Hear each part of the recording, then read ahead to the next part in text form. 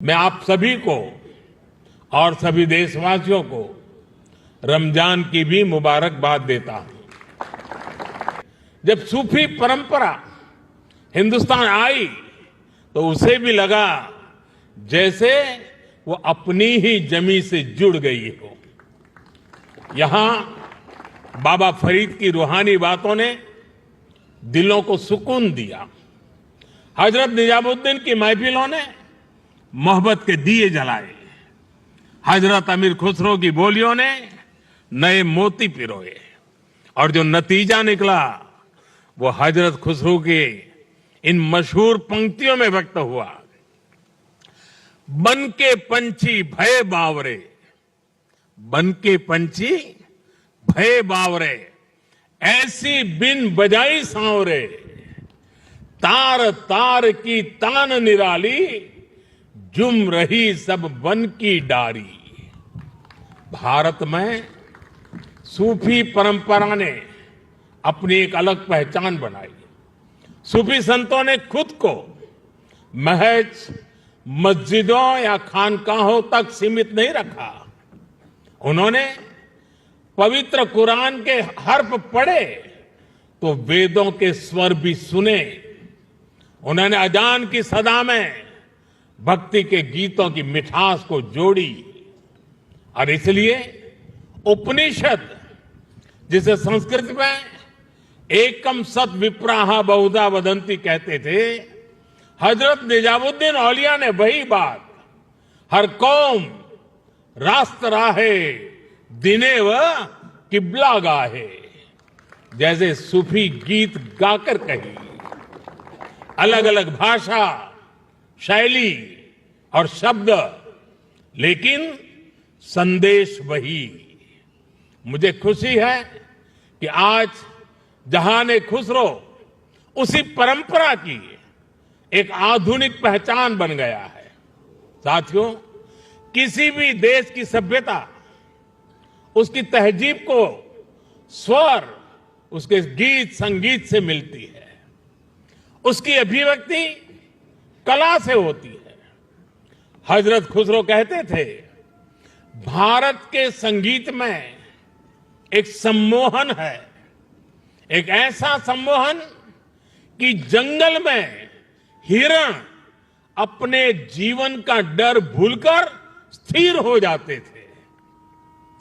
भारतीय संगीत के इस समंदर में सूफी संगीत एक अलग रॉ के तौर पर आकर मिला था और इस समंदर की खूबसूरत लहर बन गया। जब सूफी संगीत और शास्त्रीय संगीत की वो प्राचीन धाराएं एक दूसरे से जुड़ी तो हमें प्रेम और भक्ति की नई कल कल सुनने को मिली। यही हमें हजरत खुसरो की कवाली में मिली।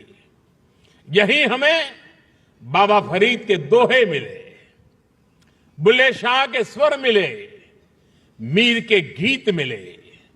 यहां हमें कबीर भी मिले, रहीम भी मिले और रसखान भी मिले।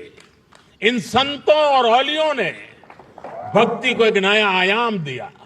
अब आइए जमीयत उलमा हिंद की उस खबर के ताल्लुक से बात कर लेते हैं। दोस्तों, आपको बताते चले कि जमीयत उलमा हिंद का एक वफ्द संभल की सरजमीन पर जाकर उन लोगों से मुलाकात करता है कि जिनको नाहक सताया गया। जी हां दोस्तों, जमीयत उलमा हिंद ने अपनी इस खबर को प्रेस नोट जारी करते हुए कुछ इस तरह लिखा है। संभल 27 फरवरी, जमीयत उलमा हिंद के जनरल सेक्रेटरी मौलाना मोहम्मद हकीमुद्दीन कासमी की क़यादत में जमीयत उलमा गुजरात के एक वफ्द ने आज सानिह संभल के शुहदा के अहले खाना से मुलाकात की और उनके साथ इजहार यकजहती करते हुए 1-1 लाख रुपए का माली इमदाद फराहम की। इस इक़दाम का मकसद रमजानुल मुबारक से कब्ल मुतासिरा खानदानों की मदद और उनके साथ खड़े होने का अमली मुजाहिरा करना है। ये बात काबिल जिक्र है कि जमीयत उलमा हिंद के सदर मौलाना महमूद असद मदनी की खुसूसी हिदायत पर चंद योम बाद ही मरकजी दफ्तर की जानिब से हर शहीद को अहले खाना को 5-5 लाख रुपए की माली मदद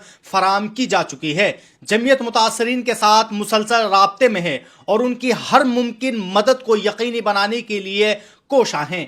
इस मौके पर मौलाना अब्दुल कुद्दूस पालनपुरी ने कहा है, सदर जमीयत उलमा हिंद ने मौलाना महमूद असद मदनी की खुसूसी तवज्जो दिलाने पर जमीयत उलमा गुजरात यहां अपने भाइयों के साथ यकजहती जाहिर करने के लिए आई है। हमने हमेशा मजलूमों और जरूरतमंदों के शाना बशाना खड़े होने का अज़्म किया है और आइंदा भी अपने दीनी व मिल्ली फरीजे को पूरा करते रहेंगे।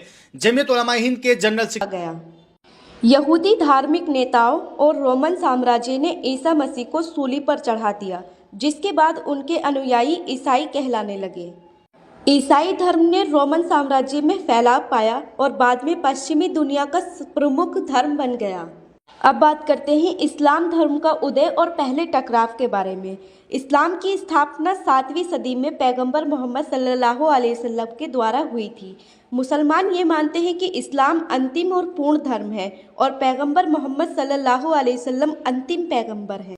जब इस्लाम फैला तो अरब के यहूदियों और ईसाइयों के साथ मतभेद उभरने लगे। यरूशलेम जो पहले यहूदियों और ईसाइयों का धार्मिक स्थल था, इस्लाम में भी पवित्र माना जाने लगा। चलिए आप जानते हैं यरूशलेम पर संघर्ष। 7वीं सदी में मुस्लिम सेना ने यरूशलेम पर विजय प्राप्त की और इसे इस्लामी राज्य का हिस्सा बना दिया। ईसाई और यहूदी इस्लामी शासन को स्वीकार नहीं करना चाहते थे, जिससे झगड़े बढ़े। 11वीं सदी में ईसाइयों ने धार्मिक युद्ध शुरू किए, जिससे मुसलमानों और ईसाइयों के बीच लंबे युद्ध हुए। यरूशलेम के लिए ये संघर्ष सदियों तक चलता रहा। चलिए अब बात करते हैं आधुनिक संघर्ष के बारे में। 20वीं सदी में इजराइल के निर्माण के बाद यहूदी और मुस्लिम देशों के बीच कई युद्ध हुए। फिलिस्तीन और इजराइल विवाद आज भी इन संघर्षों को जिंदा रखे हुए हैं। यहूदी, ईसाई और मुस्लिम देशों के बीच राजनीतिक और धार्मिक विवाद आज भी चलते आ रहे हैं। तो दोस्तों, ये था यहूदी, इस्लाम और ईसाई धर्म के झगड़ों का इतिहास। ये संघर्ष केवल धार्मिक नहीं बल्कि राजनीतिक और सांस्कृतिक भी है।